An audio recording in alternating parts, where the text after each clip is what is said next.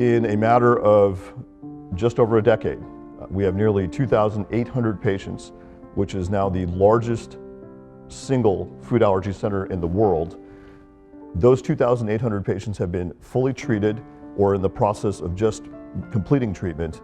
These are kids who otherwise could not eat very tiny amounts of nuts, peanuts, milk, eggs, etc. Ingestion of those allergens would have caused a life-threatening event.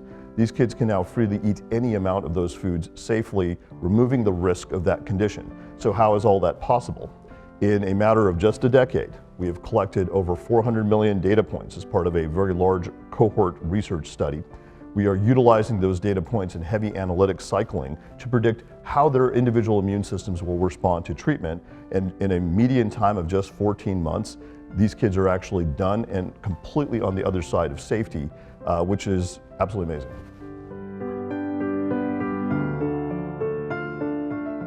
So for most of our patients in SoCal food allergy, they are coming here completely naive to food. And what that means is they are avoiding food. They are avoiding large, actually, amounts of food. So if you're allergic, for example, to peanuts, they're avoiding all tree nuts, peanuts, and even some other types of foods. So they're coming in with a tremendous amount of fear. The families are very much isolated. Their communities are isolated as well. So these 1 in 10 children, these 1 in 10 families who have this problem come here with that background. When they arrive, we initially take them through an assessment, and this assessment is very complex because what it does is it actually does an intake both on the subjective and objective side of medicine. We're gathering information from them historically, we're putting that into a database or into a numerical type of analysis.